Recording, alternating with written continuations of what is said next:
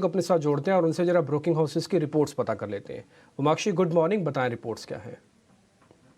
जी बिल्कुल, इंडसइंड बैंक को यूबीएस का कहना है कि कंपनी अर्निंग्स क्वालिटी सुधारने के ट्रैक पर नजर आ रही है। फोकस लायबिलिटी मिक्स चेंज और रिटेल लोन्स के ग्रोथ पर है।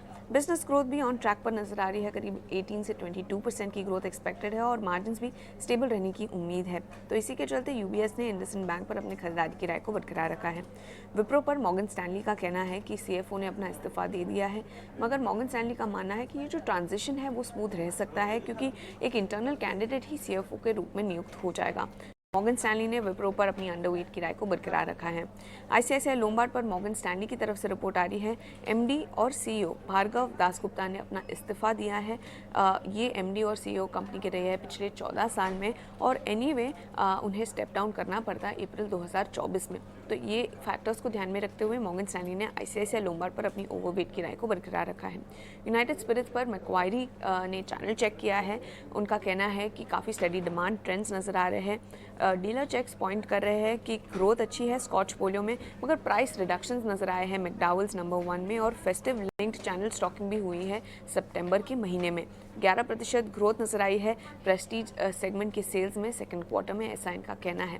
मगर इसके बावजूद मैक्वायरी ने यूनाइटेड स्पिरिट्स पर अपनी अंडर परफॉर्म की राय को बरकरार रखा है। और आखिर में हम फोकस करेंगे कॉन्कॉर्ड बायोटेक पर। एंटी का कहना है कि कंपनी अपना मार्केट शेयर सुधार सकता है टॉप 5 प्रोडक्ट्स में, ईबिटा मार्जिन भी सुधर सकता है 45% तक और ईपीएस करीब 27% कैगर तक ग्रो हो सकता है FY26 तक, ऐसा इनका मानना है। तो इसी के चलते एंटीक ने कॉन्कॉर्ड बायोटेक पर खरीदारी की राय के साथ कवरेज शुरू की है। टारगेट प्राइस दिया है 1340 रुपीज़ प्रति शेयर का।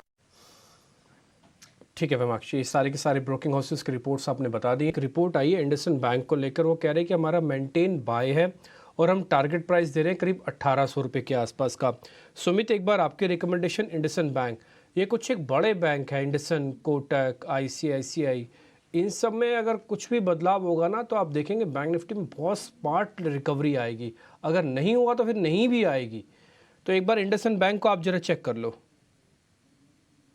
Comparing to other private bank मुझे इंडसइंड थोड़ा सा वीक लग रहा है। आप देखिए पिछले 4 दिन से कंसोलिडेशन था, लेकिन जो कल का दिन था वो अपने 50 डे मूविंग एवरेज के नीचे भी बंद आया है और एक मल्टीपल रेजिस्टेंस से ब्रेक डाउन हुआ है। तो ये एक हार्मोनिक रिवर्सल जोन भी है। तो मुझे यहाँ पे थोड़ी सी वीकनेस दिख रही है और मुझे लग रहा है कि ये आगे चल के 1350 तक की लेवल्स को भी टच कर सकता है।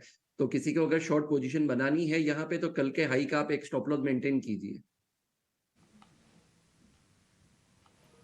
ओके ठीक है, एक शेयर और है जिसपे आईसीआईसीआई लोम्बार्ड पे मॉर्गन स्टैनली की रिपोर्ट आई है, वो 1555 का टारगेट इस पे दे रहे हैं।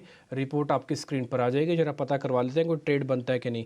संतोष जी, आप जरा चेक करेंगे आईसीआईसीआई लोम्बार्ड।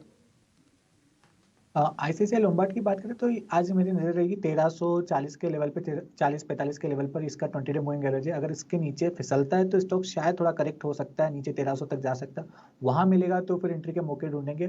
अभी के लिए कोई ट्रेड नहीं है, लेकिन इन केस अगर ये 1340 का लेवल होल्ड करने में कामयाब हो जाता है तो फिर एक रिकवरी देखने को मिल सकती है।